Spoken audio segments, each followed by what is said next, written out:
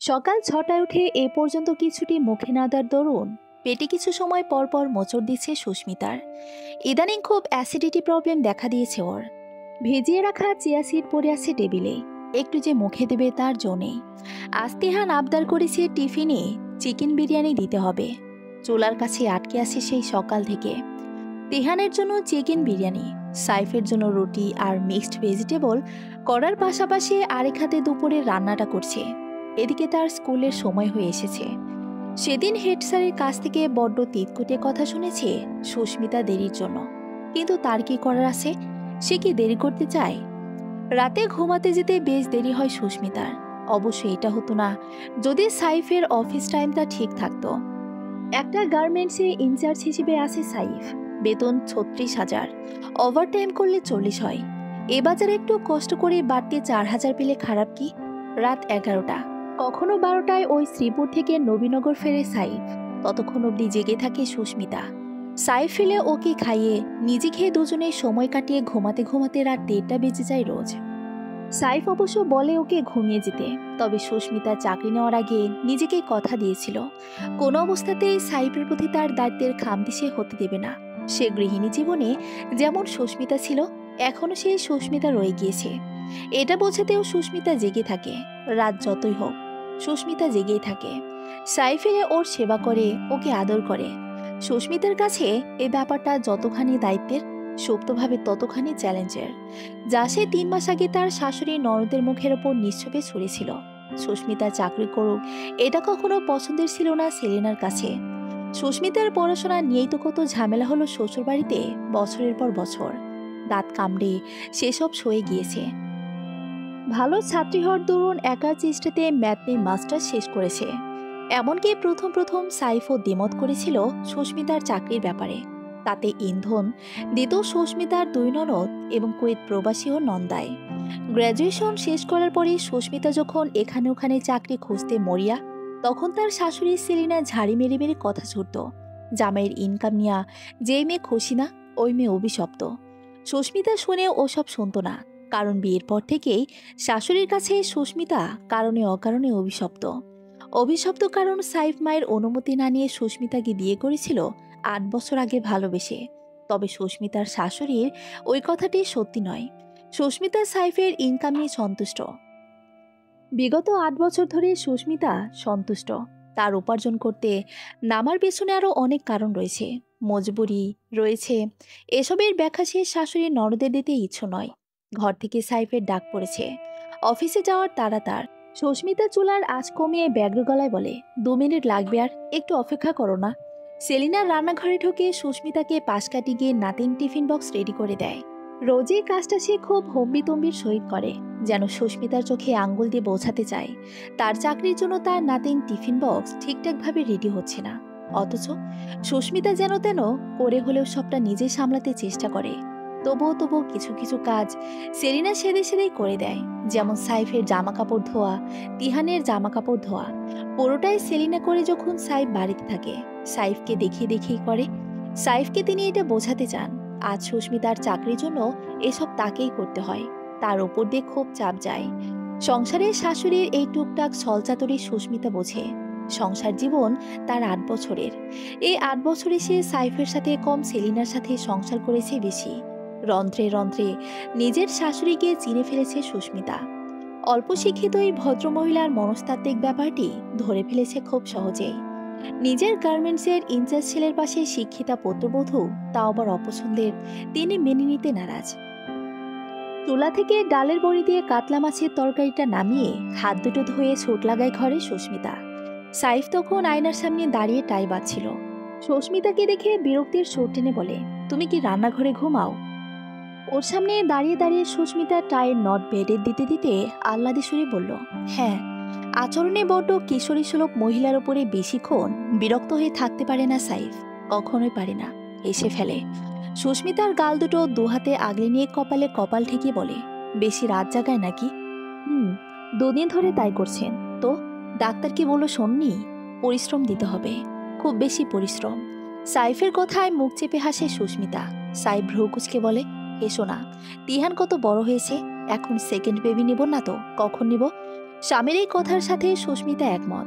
7 বছরের তিহানের এখন একটা ভাই বোনের খুব প্রয়োজন।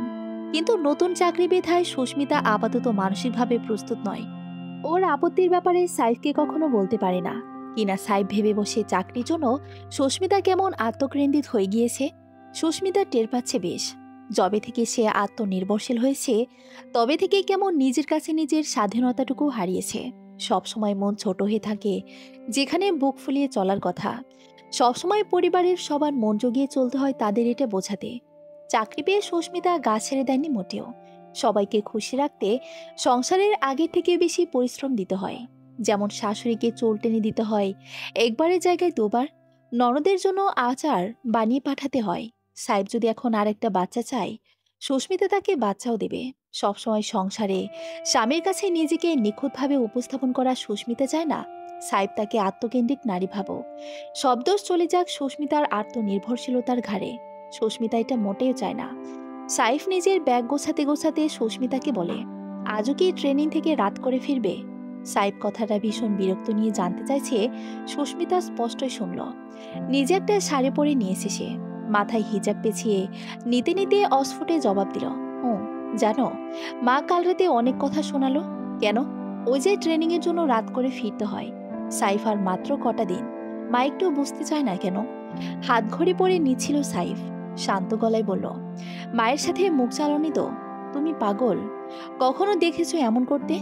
ভ্যানিটি ব্যাগটা খুঁজে নিয়ে নিজের পার্স ব্যাগ চশমা সহ যাবতীয় কিছু তাতে ভরছে অতি ব্যস্ততায়।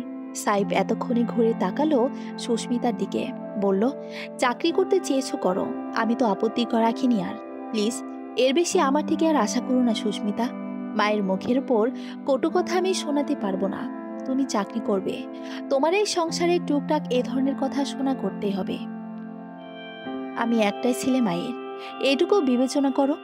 সুস্মিতা সামান্য হাসে। সে হাসি ছিল মলিন। সাইফ তার মায়ের একটা ছেলে। সাইফ তো সুস্মিতারও একটাই স্বামী।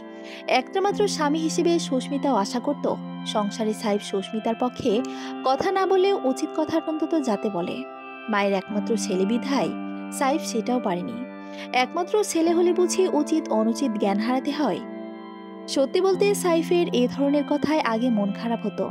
সময়ের সাথে সাথে এসব সয়ে গিয়েছে। বাদামি পুরুষদের ধারটাই এমন।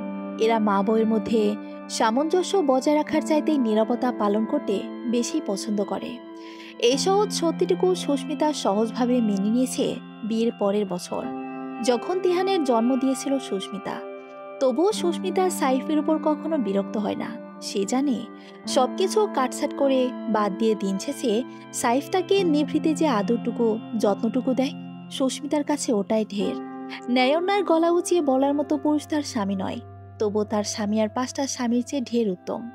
সুস্মিতা এতটুকু বিশ্বাস করে। বলছিলাম, মা কি খুব বকেছে? না, বকেনি। শুধু বাঁকা বাঁকা কথা বলে, আমি লোভী, আমার চোখ ফুটে গিয়েছে, হ্যান ত্যান।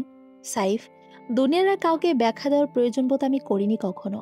তুমি জানো আমি চাকরিটা কেন নিয়েছি? আমার বাবা মায়ের একটা ছেলে নেই, বাবার বাড়তি ইনকাম নেই, মা অসুস্থ, ধানি জমি নেই, একটা চালের বস্তা 2800 টাকা দিয়ে কিনতে হয়, মায়ের ওষুধ, আরো কত খরচা। আমরা 4 বোন যদি না দেখি আর কে দেখবে বাবা মাকে? কথাগুলো বলতে বলতেই সুস্মিতা থামল। প্রতিবার সে এসব বলতে গিয়ে তার কেমন গলা কেঁপে ওঠে হতাশায়। সাহেব মিনিট খানেক চুপ থেকে আসছে বলে ঘর থেকে বেরিয়ে যায়। তিহানকে স্কুলে দিয়ে আসার দায়িত্ব তার সাইফের। সাভার ক্যান্টনমেন্ট পাবলিক স্কুলে পড়ছে তিহান। সুস্মিতা চাকরি করছে হেমায়তপুরের একটি স্কুলের, পাশাপাশি প্রশিক্ষণ নিচ্ছে। গত 1 মাস ধরে সকাল থেকে রাত কাটছে তার বাইরে বাইরে। অবশ্য ট্রেনিং শেষে ব্যস্ততা তার কেটেই যাবে, তখন শুধু নিজের স্কুল, তিহান আর সংসার। সুস্মিতা জানে সে একই সাথে একজন নিপুণা কর্মজীবী এবং সংসারী নারী হতে পারবে। এতটুকু আত্মবিশ্বাস তার আছে। আজকের দিনটা ছিল সুস্মিতার কর্মজীবনের সবচেয়ে ব্যস্ততম দিন। স্কুল থেকে কেন্দ্রে এসে ম্যাজিস্ট্রেটের সাথে মিটিং শেষ হতে হতে সন্ধ্যা, তারপর প্রশিক্ষণ, রাত 9টা অবধি আটকে ছিল আজ। এরপর যখন কেন্দ্রের বাইরে গিয়ে হাঁপ ছাড়ল, ঠিক সেই মুহূর্তে ওর ফোনে কল এলো মায়ের। সুস্মিতার ক্লান্ত আঙ্গুল চালিয়ে কল রিসিভ করে মায়ের সাথে কথা বলে। ওপাশে সুস্মিতার মা জরির অসুস্থ কণ্ঠ। ও বিপদে পড়ে মেয়েকে আজ কল করেছে। মলিনতা কণ্ঠে প্রকাশ পায়, আম্মা, তুই বেতন পাইছিস এ মাসের? হ্যাঁ পেয়েছি তো মা, আমি কাল পাঠাবো তোমাকে টাকা, চিন্তা করো না। ক্লান্ত স্বরে সুস্মিতা জবাব দিতেই জোরে বললেন, তুই কি বিরক্ত হয়েছিস? বিরক্ত হব কেন, আজব তো। জোরে কাশলেন, কাশিটা বেড়েছে খুব। কিছুক্ষণ কেসে কেমন আড়ষ্ট গলায় বলতে থাকলেন, কি বলতো, মেয়েদের কাছে টাকা চেতে আমাদেরও লজ্জা লাগে। আচ্ছা জামাই তোরে কিছু কয় না তো? এবার একটু মেজাজ দেখায় সুস্মিতা। মেয়েদের কাছে টাকা চাইতে লজ্জা লাগবে কেন? মেয়েদের কি তোমরা কষ্ট করে জন্ম দাওনি? আমাকে ইন্টারমিডিয়েট অবধি তোমরা পড়াওনি, খরচা করনি। আমি তোমাদের জন্য ইনকাম করব না? সাইফের বাবা মা যখন ওর কাছ থেকে টাকা নেয়, তাদের কি লজ্জা লাগে? তোমাদের কেন লাগবে তবে? আর মা শোনো, তোমার জামাই অমর না, সে খুব ভালো। তুমি নির্দ্বিধায় টাকা চাইবে। কত টাকা লাগবে বলো? এই তো চাল কিনবো। আর তোর আব্বা গরুর গোস্ত খাইতে চাইছে। এই আহাম্মক লোকটার জিবে তো লম্বা হয়েছে সুস্মিতা। সে মনে করে তার মেয়ে লাখ লাখ টাকা ইনকাম করে। সুস্মিতা হাসে এবার, আদুরে গলায় মাকে বলে, হোক আমার আব্বার জিভ লম্বা।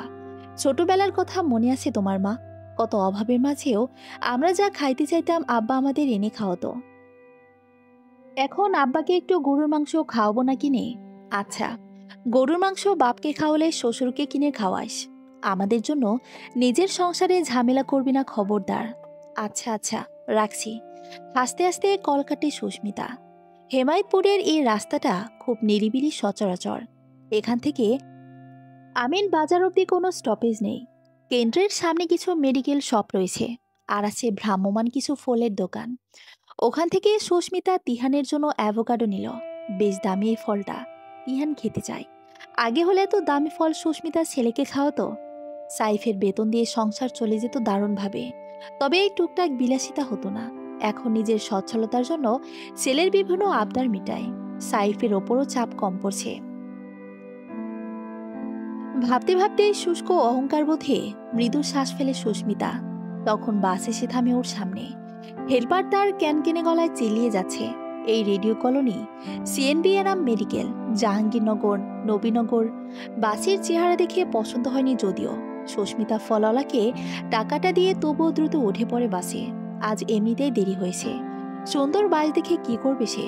বাড়িতে পৌঁছাতে পারলেই হলো। শিপমেন্টের ঝামেলা সামলে আজ সাইফের মন মেজাজ এমনিতেই খুব তঙ্গে ছিল। তার মেজাজের খেসারত দিতে হয়েছে দুজন কর্মীকে। পণ্য নষ্ট করায় যাতা বলে গালাগাল করে চাকরিচ্যুত করেছে। বর্তমানে বিষয়টা নিয়ে ভীষণ অপরাধবোধে ভুগছিল সাইফ। মনটা বিষিয়ে আছে। ঠিক অমন সময় সেলিনার কল এলো। অনীহা এই কলটা রিসিভ করে সাইফ। ওপাশে সেলিনার কর্কশ গলা, এই তোর বউ পেয়েছেটা কি? হ্যাঁ, রাত পার করে বাড়িতে ফিরবে এখন। বাচ্চা একটা জন্ম দিয়ে ছেড়ে দিয়েছে। চোখে শুধু টাকা দেখে, লোভী মেয়ে মানুষ।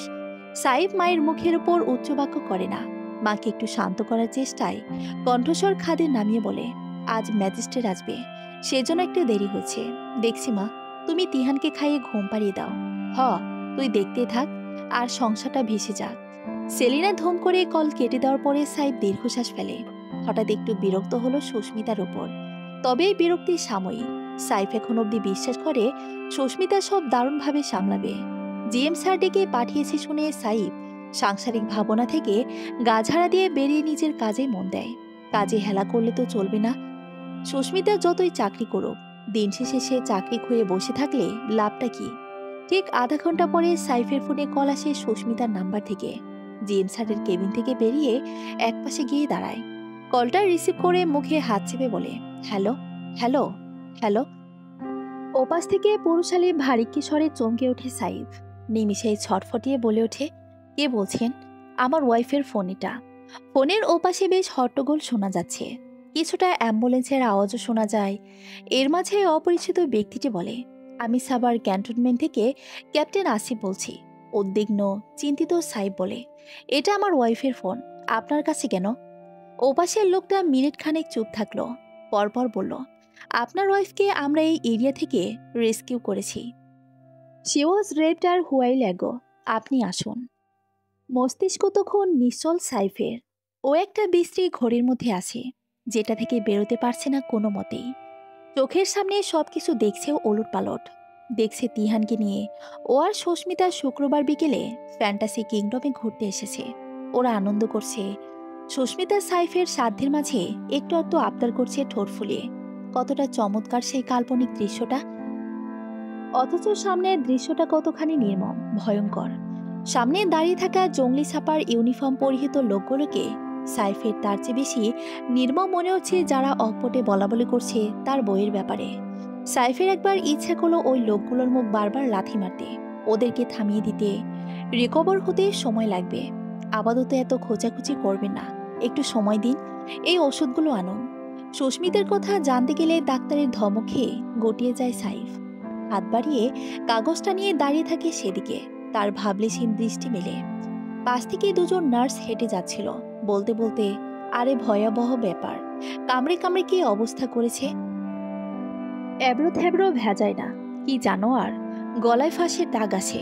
সব কয়টা কম বয়সী ছেলে, একজন বাসের হেল্পার, একজন কন্ডাক্টর, একজন ড্রাইভার। ঝোঁকের মাথায় করে ফেলেছে তো, পরিণতি কি হতে পারে ভাবিনি। সাভার ক্যান্টনমেন্ট এরিয়ায় আজ আর্মির টহল ছিল, ধরা খেয়ে গিয়েছে। এবড়ো থেবড়ো ভেজায় না, সাইব শব্দটা শোনা মাত্রই নার্সটির মুখের দিকে ফ্যালফ্যাল করে তাকিয়েছিল। কিছুক্ষণ অভাবে তাকিয়ে থেকে সদর হাসপাতালের জরুরি বিভাগ সংযুক্ত বাথরুমে গিয়ে হরহর করে বমি করে। হঠাৎ খেয়াল এলো, আজ গোটা দিন শিপমেন্টের ঝামেলায় কিছু খাওয়া হয়নি তার। আর্মির এক লোক গিয়ে সাইফকে ততক্ষণে শক্ত হাতে ধরে, কিছুটা সময় দেয় ওকে নিজেকে সামলাতে। তারপর এক বোতল পানি এগিয়ে দিয়ে বলে, আপনি বসবেন? বসুন। সাইফ বসে না, বমি করে হাঁপাচ্ছে। চোখ দুটো এক নিমিষেই টকটকে লাল হলো। ঘূর্ণায়মান চোখের দৃষ্টি তখন আশপাশটা দেখছে। দেখছে কিছু কৌতূহলী ভাবাবেগ শূন্য দৃষ্টি তাকে খুব কৌতূহল নিয়ে দেখছে। একজন রেপ কেসের ভিকটিমের হাজবেন্ড হিসেবে ওরা কি করোনার চোখে চাইছে? ওপাশে পুলিশের লোক এসেছে সাভার থানা থেকে, তারা কথা বলছে আর্মির লোকগুলোর সাথে। মাঝখানে সাহেব দাঁড়িয়ে আছে কাঠ পুতুলের মতন, একজন রেপ কেসের ভিকটিমের হাজবেন্ডের মতন। ধর্ষক তিনজনকে হাতে নাতেই ধরা হয়েছে, তারা পুলিশি হেফাজতে। সাইফ এখানে দলবল নিয়ে এদের আসার দরুন প্রচণ্ড বিরক্ত। ওর মন চাইল পুলিশের লোকগুলোর মুখেও ৩-৪টা লাথি মারতে। আপনি ঠিক আছেন? সাইফ দুলছে। এক কনস্টেবলের নজরে পড়তেই সাইফ চোখ মুখ কঠিন করে মাথা নাড়ায়। ওকে দেখাচ্ছে একটা শক্ত প্রস্তরখণ্ডের ন্যায়, গলার স্বরও তেমন। ওর সামনের পুরুষগুলোকে চমকে দিয়ে বলে ওঠে, এসব আপনারা জানাজানি করবেন? লোকগুলো ভীষণ অবাক। একজন বলল, বিষয়টা লুকিয়ে কি করবে? কালপ্রিটদের শাস্তি পেতে হবে না? না, এই বাড়ির প্রেস আর জার্নালিস্ট, বেশ কিছু বলতে হয়নি। এক আর্মি লোক বলে ওঠে, আমরা প্রেসের সামনে ইন্টারভিউ দিলে ভিকটিমের নাম পরিচয় উল্লেখ করি না, দুশ্চিন্তা করবেন না। ওনার জ্ঞান ফিরলে, একটু সুস্থ হলে ওনার একটা বয়ান নিতে আসবে সাভার থানা থেকে। আপনাদের ঝামেলা এ পর্যন্ত, আইনের উপর ভরসা রাখুন। সাইফ আইনের উপর ভরসা রাখবে কিনা বোঝা গেল না। আপাতত এই লোকগুলোর সামনে থেকে তার গিয়ে কোথাও লুকাতে ইচ্ছে করছে, কোথাও কোনো নির্জন জায়গায়। এ কি, আপনি মেডিসিনগুলো আনলেন না? ইঞ্জেকশনগুলো পোস্ট করতে হবে পেশেন্টকে, জলদি করুন। সুস্মিতার কেবিন থেকে একজন সিনিয়র নার্স মাথা বের করে গলা উঁচিয়ে বলতেই সাইফ নড়ে চড়ে ওঠে। আরও একবার ফ্যাকাশে মুখে হাতের কাগজটা দেখে ক্লান্ত পায়ে এগিয়ে যায় করিডোর ধরে। ইঞ্জেকশন দুটো এনে নার্সের হাতে দিতেই ফোনটা বেজে ওঠে সাইফের।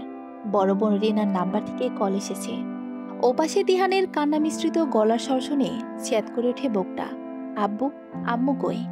দাদি আমাকে ফুপির বাসায় রেখে কোথায় গিয়েছে? তোমরা আসছো না কেন? ছেলের কথায় সাইফ জবাব দিতে পারে না। তার দৃষ্টি জরুরি বিভাগের 7 নম্বর মহিলা কেবিনের দরজায় নিবদ্ধ। একজন নার্স হঠাৎ বলছে, পেশেন্ট সেন্সি এখন। ফারজানা এবারের লোক কোথায়? ফারজানা? ফারজানা নামের নার্সটি নিজের ডেস্ক থেকে উঠে আশেপাশেই তাকায়। সাইফকে চোখে পড়তে বলে ওঠে, আপনি যান, আপনার ওয়াইফ সেন্সি আছে, বেশি কথা বলবেন না। সাইফ নার্সের দিকেও তাকিয়ে আছে ফ্যালফ্যাল করে। তার নিজের বর্তমান অনুভূতি নিয়ে সে দ্বিধান্বিত। তার এখন আশপাশের পরিবেশটা কেমন অদ্ভুত লাগছে। সে যাবে ভিতরে, গিয়ে দাঁড়াবে সুস্মিতার সামনে, কি বলবে ভেবে পাচ্ছে না সাইফ। নার্স দুজন প্রথম থেকে সাইফের ওপর বিরক্ত বেশ। লোকটাকে তাদের আচরণে বোকা টাইপ মনে হচ্ছে, যেন কিছুই জানে না, বোঝে না, যেন নড়চড় নেই। কি হলো জান?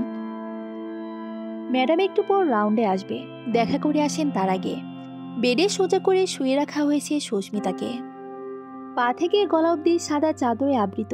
ডান হাতটা, যেটা দিয়ে স্যালাইন চলছে, সেটা তুলে রাখা হয়েছে সুস্মিতার পেটের ওপর। কেবিনের দরজায় ভিজিয়েই সাইফ ঢুকিয়ে ঘুরে তাকিয়ে সুস্মিতার মাথা দেখল। কপালে গজ কাপড় দিয়ে ব্যান্ডেজ করেছে, তবে গালের খামচির দাগ স্পষ্ট। সাইফ এগিয়ে যায় ধীর পায়ে। তারপর যখন সুস্মিতার পিটপিট করে তাকানো দৃষ্টিতে দৃষ্টি মিলল, সাইফ স্থির হয়ে ওখানে দাঁড়িয়ে রইল ঠাই। সুস্মিতার চোখ জোড়া ছিল টকটকে লাল, যেন ওর চোখ থেকে রক্ত নামছে শরীর ঔষধ ধীর। সুস্মিতার পাথরে চোখে তাকিয়ে আছে সাইফের দিকে। না কথা বলার মতো অবস্থা আছে, না নড়াচড়া করার মতো অবস্থা। আপাতত মনে হয় না কোমরের নিচ থেকে কোনো জোর পাবেও। দু চোখে সুস্মিতার পানি নেই। সাইফকে দেখেও ভাঙে না কোনো অদ্ভুত কারণে। কেন জানি তার 5টা মেয়ের মতো চিল্লিয়ে কাঁদতে পারছে না। ওর মস্তিষ্ক থেকে আপাতত ওকে বলছে, সুস্মিতা, তোর গলায় ফাঁস পড়তে গিয়েও পড়েনি, তুই বেঁচে আছিস, একটু ধৈর্য রাখ, একটু ব্যথাটা গা সরে যাক, তারপর কাঁদিস। সুস্মিতার ভেতর থেকে কোনো এক সুস্মিতা বুঝি তাকে সান্ত্বনা দেয়। পরপর হাতের আঙ্গুল নাড়িয়ে সাইফকে কিছু বলতে চাইছে। সাইফ এগিয়ে গিয়ে বসতে চাইল সুস্মিতাকে। অদ্ভুত ভঙ্গিতে বলল, তিহানের কথা জানতে চাইছো? তিহান আছে ওর বড় ফুপির কাছে, খেয়েছে, এই এতটুকুই সাইফ বলতে পারে। এরপর স্তম্ভিত হয়ে যায় তার সামনে শুয়ে থাকা সুস্মিতার হঠাৎ বাঁধ ভাঙা কান্নায়। এতক্ষণে সুস্মিতা ব্যর্থ নিজেকে ধরে রাখতে শারীরিক যন্ত্রণা, ব্যথা, মানসিক যন্ত্রণা তার চোখে রোশনি জল হয়ে গড়িয়ে নামে। বুকটা হাঁপড়ের মতন ওঠানামা করে। বাতাসের ঝাপটায় একটা তাসের ঘর যেমন হুড়মুড়িয়ে পড়ে যায়, আজ সুস্মিতার নারী সত্তাটা ঠিক ওভাবেই গড়িয়ে পড়েছে। শুধু গড়িয়ে পড়েনি, সুস্মিতার নারী সত্তাকে পিষে দেওয়া হয়েছে, এমনভাবে চোরমার হয়েছে ও। আর গড়বে না সুস্মিতা খণ্ডগুলি। আর এরপর কি হবে? সেলিনা বেগম সাইফের ছোট বোন বিনাকে নিয়ে এসেছে। ভেতরে ঢুকতেই মাথায় হাত চেপে আহাজারি সুলুকুলো ভদ্র মহিলার। সাইফ তখন কেবিন থেকে বেরিয়ে বাইরে একপাশে দেয়ালে পিঠ ঠেকিয়ে দাঁড়িয়ে আছে। বিনা ছুটে এসে ভাইকে ধরে, গিয়ে একবার ওকে দেয় ভেতরের কেবিনে। সুস্মিতাকে চোখ বুজে শুয়ে থাকতে দেখে বিনা পিছিয়ে এসে ভাইকে বলে, এগুলো কিভাবে হয়েছে? সাইফ নির্লিপ্ত মরা মানুষের মতো দাঁড়িয়ে অস্ফুটে বলল, এগুলো কিভাবে হয়েছে তা দিয়ে কি করবি? এগুলো হয়েছে এটাই তো, তাই না? সেলিনা এবার মেঝেতে ধপ করে বসে পড়ে আহাজারি শুরু করে দেয়। কোনো দরকার আছিল চাকরি করতে যাওয়ার? আম্মা চুপ করো, এখানে সব ভাল লাগছে না। সাইফের নিষ্প্রাণ ধমকে থামল না সেলিনা। কাছে সে বরং আগের থেকে উঁচু গলায় আহাজারি করছে। মানুষের মুখ দেখানোর পথ আর থাকলো না রে। আর তিহানের কি হবে? ওকে শুনে শুনে বড় হবে? হায় হায়, আল্লাহকে পাপের শাস্তি দিতেছে এইগুলা। সেলিনা থামবে না এখন। সাইফ সেলিনাকে না থামিয়ে ঢুকে পড়ে সুস্মিতার কেবিনে। সুস্মিতা ততক্ষণে চোখ মেলেছে। শাশুড়ির কথাগুলো দিব্যি শুনেছে সে। এতক্ষণ সুস্মিতা শুধু নিজেকে নিয়েই ভেবেছিল। তার শাশুড়ি এসে মনে করিয়ে দিল আসল কথাটা। তাই তো, মানুষজনের কাছে কিভাবে মুখ দেখাবে তার শাশুড়ি? ধর্ষিতা হওয়া মারাত্মক একটি অপরাধ। কিন্তু সুস্মিতা সেদে সেদেই অপরাধে জড়ায়নি তো। সে কি করে বুঝতো অত ছোট ছোট ছেলেগুলো তাকে নারী হিসেবে সম্মানের চোখে না দেখে একদলা মাংসপিণ্ড ভাববে শুধু? তবে কি সত্যি সুস্মিতার বাইরে বেরোনো উচিত হয়নি? কোনো না কোনো ভাবে হলেও দোষটা সুস্মিতারই। ওর নাজুক মস্তিষ্ক এসব ভাবতে ভাবতেই ক্লান্ত হয়। সাইফ এসে ওর হাতের স্যালাইনের সুইটা ঠিক করে দেয়। ঠিক তখন সুস্মিতা সাইফের মুখ দেখল। এই সাইফ, তাকে বিয়ে করে বিয়ের প্রথম রাতে যখন বুঝেছিল সুস্মিতা অনাগ্র। সুস্মিতাকে কত আদর মাখিয়ে দিয়েছিল গর্বে। ওকে কত আহ্লাদে বলেছিল, আমার সুস্মি সোনা আমার, আমি তোমাকে নিয়ে গর্ব করি। সুস্মিতার লজ্জায় মেয়ে গিয়েছিল সাইফের পাগলামি দেখে। ওই পাগলামি কোনো নারীর প্রথম পুরুষ হবার গর্বের পাগলামি। সুস্মিতা চাক্ষুষ দেখেছিল নারী সতীত্ব নিয়ে তার বৈধ পুরুষের আবেগ। সাইফ শুদ্ধ পুরুষ ছিল। এই জমানায় সুস্মিতার মতো একজন শুদ্ধ নারীকে পেয়ে তাই ভীষণ আবেগী হয়েছিল। আর আজ সাইফের আবেগ জোরমাল হলো, সুস্মিতা অশুদ্ধ হলো। সাইফ বলবে না। আমি মুখ দেখাবো কি করে? কখন বলবে? এই তিহান, শোনো শোনো। বন্ধুদের মায়েরা স্কুলের মাঠ থেকে ছুটে এসে তিহানের পথ আগলে দাঁড়ালো। শিশু তিহান হকচকে উঠল একই সাথে। এতজনের কথা শুনে, তোমার মা কেমন আছে? সে ভালো আছে? স্কুলে যায়? তিহান জবাব দিতে মুখ খুলবে, ঠিক তখনই সেলিনা গেট পেরিয়ে এসে ছো মেরে তিহানের হাত টেনে নিয়ে যায় ওখান থেকে। তার আচরণ বেশ অস্বাভাবিক, রুক্ষ। এত পরিচিত মুখগুলোকে যেন চিনি না। তিনি পালাতে চাইছে এখান থেকে নাতিকে নিয়ে। 3 মাস হয়ে গিয়েছে ওই দুর্ঘটনার। একটা দুর্ঘটনা। সুস্মিতা যেখানে থেমে গিয়েছিল, গোটা দুনিয়া চলেছে, দৌড়েছে, ছুটেছে। সুস্মিতা নড়তেও পারেনি। 4 দেওয়ালের একটা কামরার মাঝে স্থির তার জীবন। বাইরে কলিং বেলের আওয়াজ পেয়ে সুস্মিতা ধীর পায়ে গিয়ে দরজা খুলে দেখে সেলিনা তিহানকে নিয়ে দাঁড়িয়ে আছে নত মস্তকে। সুস্মিতা নিষ্প্রাণ চোখে তার শাশুড়িকে দেখে। আগে একটু যা সুস্মিতাকে ফিরে দেখত, এখন সুস্মিতার দিকে তাকাতে তার বড্ড ঘেন্না। সুস্মিতার রান্না তিনি খান না। তার শাশুড়ির ঘৃণা প্রকাশের ধরন এ পর্যন্তই। কারণ যত যাই হোক, তিনি নাতির খাতিরে ছেলের সাথে সুস্মিতার ছাড়াছাড়ি করাতে পারবেন না সমাজে ধিক্কার শোনার ভয়েও।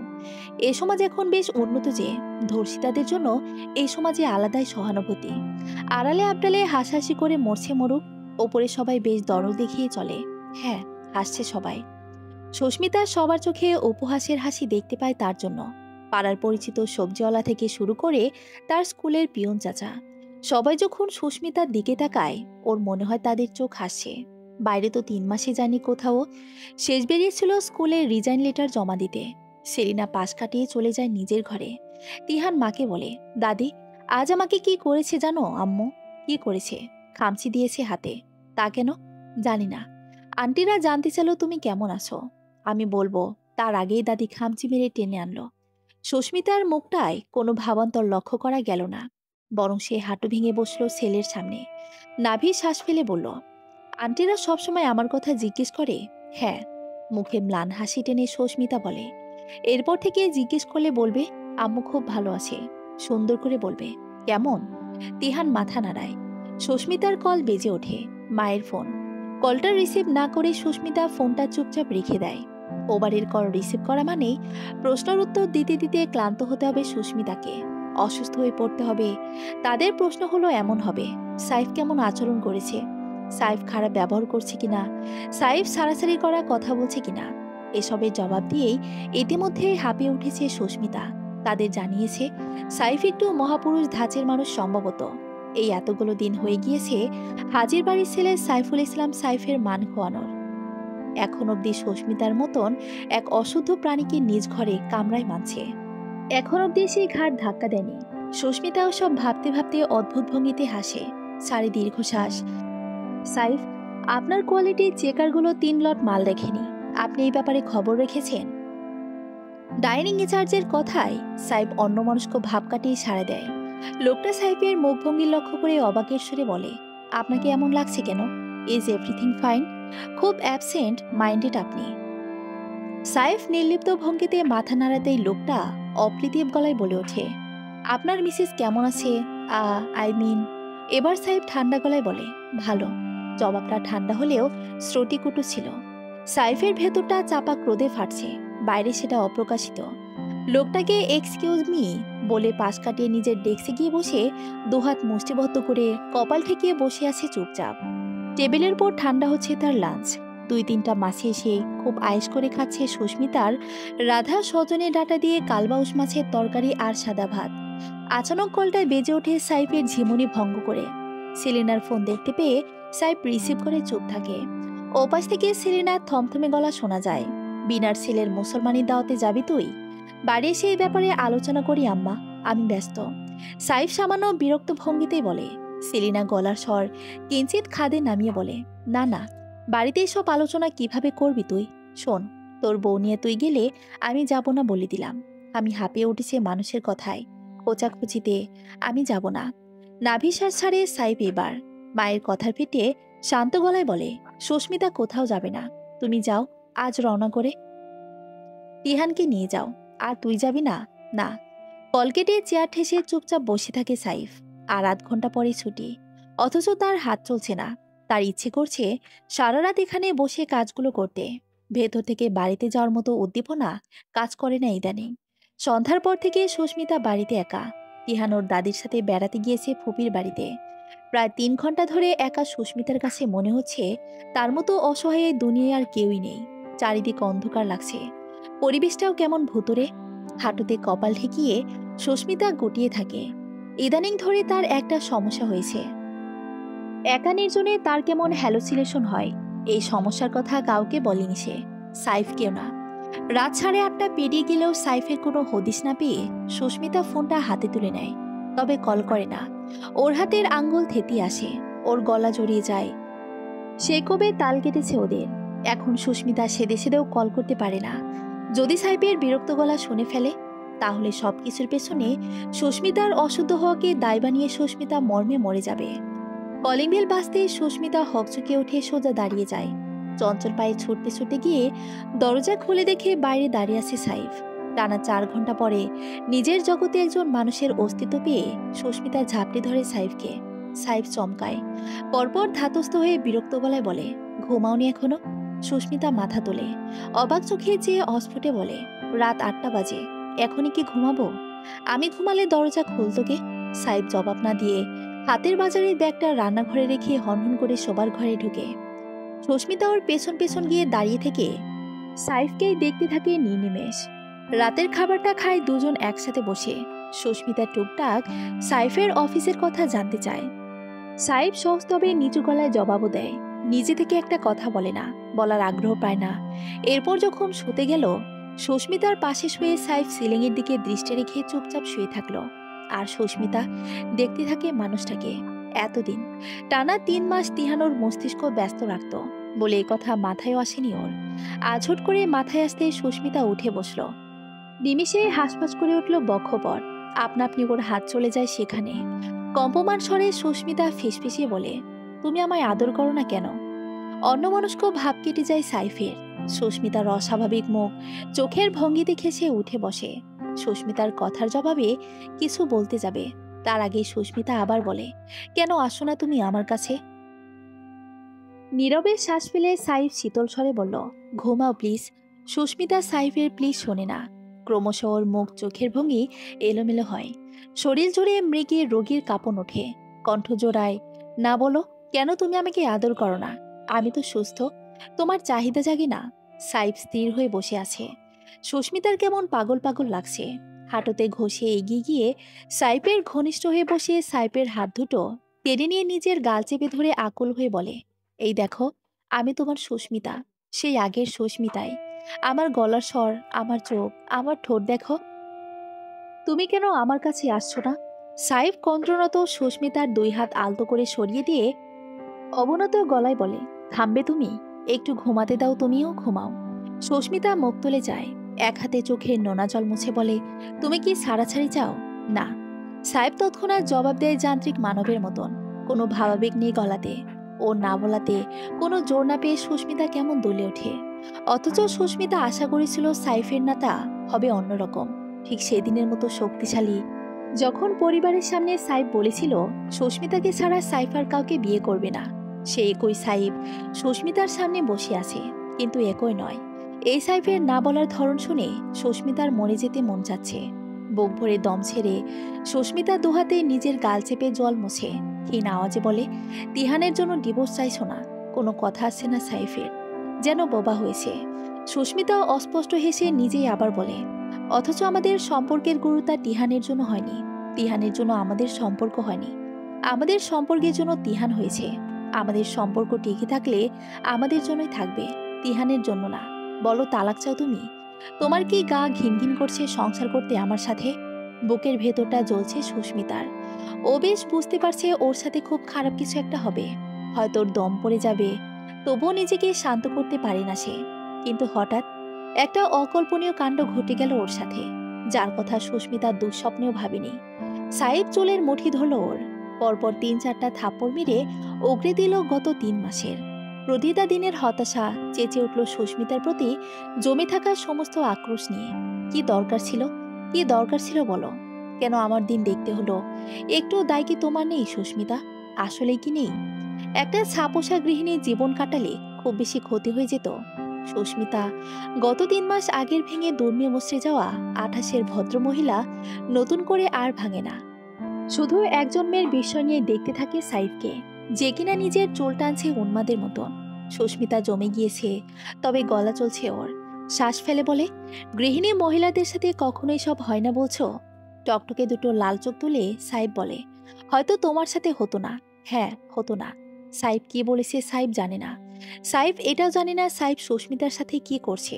সুস্মিতা সেদিন ভেঙে গিয়েছিল শুধু, তবুও সুস্মিতা কই মাছের প্রাণ বিধায় বেঁচেছিল। আজ সুস্মিতাকে জানে মারার পায়তারা করছে সাইফ নিজের হতাশা ঝাড়তে। সুস্মিতা সাইফের শেষ কথাটা শুনে হাসে, বলে, আমি চাকরি কেন করতাম না, পড়াশোনা কেন শেষ করেছিলাম? তবে আমার বাপ মা নেই, তাদের খাওয়াতে হতো না? তাদের ছেলে নেই, তাদের ছেলে নেই, সে দায় আমার ছিল না, তাই না? সাইফ যা বলেছে তা সাইফ বলছে না, সাইফের মধ্যে এক পিচাজ ভর করেছে, সে পিচাজ বলছে। সুস্মিতা নিজেকে নিজে সান্ত্বনা দেয় এটাই ভেবে।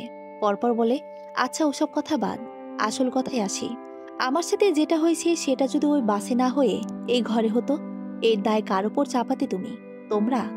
সাইফ জবাব না দিয়ে উঠে দাঁড়ায়, পা মাথাও তার চলছে, হাত নিষ্পিস করছে। এবার গিয়ে থম করে গায়ে সমস্ত জোর খাটিয়ে দেয়ালে একটা ঘুষি মেরে দেয়। তবে ওখানেই থামে না সে, লাগাতার ঘুষিতে হাতটাই ভেঙে ফেলতে চায়। একটু চেষ্টা তার, এতে করে হলো যাতে হতাশা কাটে। রোজ রোজ এক রেপ ভিকটিমের স্বামী হয়ে বাঁচার চরম হতাশা। সুস্মিতা শান্ত দৃষ্টিতে তার সামনে অস্থির মানুষটাকে দেখছে। 8 বছরের সংসারে মানুষটা তাকে ভালোবেসেছে, মাঝে সাঝে কথার আঘাতে কাঁদিয়েছে, রাগ দেখিয়েছে, আবার আদর করেছে। তবে কখনো সুস্মিতা সাইফের গলার কাটা হয়নি। আজ হলো। সাইফ না পারছে উগড়ে দিতে, না পারছে গিলতে। খুব অসহায় লাগছে সাইফকে। সকল জাগতিক অনুভূতি পাশে সরিয়ে সুস্মিতার এখন শুধু মায়া হচ্ছে সাইফের জন্য। নাকের কাজটা কেমন ভেজা ঠেকলো। হঠাৎ সুস্মিতা হাত ছুঁয়ে দেখল রক্ত। সাইফের থাপ্পড়ে রক্ত ঝরছে। শাড়ির আঁচলে মুছে নিয়ে সুস্মিতা বিছানায় গা এলিয়ে দেয়। সাইফকে উদ্দেশ্য করে নির্লিপ্ত গলায় বলে, এসো, থামো, ঘুমাও প্লিজ। সাইফ থামলো হঠাৎ। যে বিধ্বংসী ঝড়টা তুলেছিল আচমকা, আচমকা থামিয়ে দিয়ে সুস্মিতার দিকে তাকালো। এতক্ষণে সাইফ হুঁশ ফিরে পেয়ে ছুটে এসে সুস্মিতাকে ধরল। উদ্বিগ্ন গলায় বলল, আমার মাথা ঠিক নেই সুস্মিতা, আমার সময় চাই, আমাকে একটু সময় দাও। সুস্মিতা 10 মিনিট আগে মরে গিয়েছে। মৃত সুস্মিতা মলিন হেসে বলল, অভক্তি কাটাতে সময় চাইছো? আচ্ছা দিলাম। সাইফের দুহাত থেকে নিজেকে ছাড়িয়ে নিয়ে সুস্মিতা এলোমেলো পায়ে হেঁটে ব্যালকনিতে বসে। ব্যালকনি দরজা লাগিয়ে দিতে দিতে বলে, ঘুমাও তুমি, আমি পরে আসব। এরপর দেয়ালে পিঠ ঠেকিয়ে আঁচল ছড়িয়ে মেঝেতে বসে থাকে সুস্মিতা। বাইরের আকাশে ঝকঝকে এক চাঁদ, যেন পৃথিবী জুড়ে দুটি ছড়াচ্ছে। সুস্মিতা চুপচাপ ওই চাঁদ দেখে। টের পেলেও বেঁচে থাকতে চাঁদটাকে যতটা ভালো লাগতো, এখন মরে যাওয়ার পরেও খারাপ লাগছে না। সমাপ্ত। প্রিয় পাঠকেরা, আচ্ছা, এমন অনেক মহিলাই তো রেপের শিকার হয়। কেমন হয় তাদের স্বামীর সাথে পরবর্তী বোঝাপড়া? যারা সেরে ওঠার পরে মানসিকভাবে শক্ত থাকে, তাদের স্বামীরা তাদের কতটুকু শক্তি দেয়? তাদের পরিবার কেমন ভাবে? সুস্মিতার মতো মানসিকভাবে শক্ত মহিলারা কি শেষ পর্যন্ত শক্ত থাকতে পারে? ধন্যবাদ।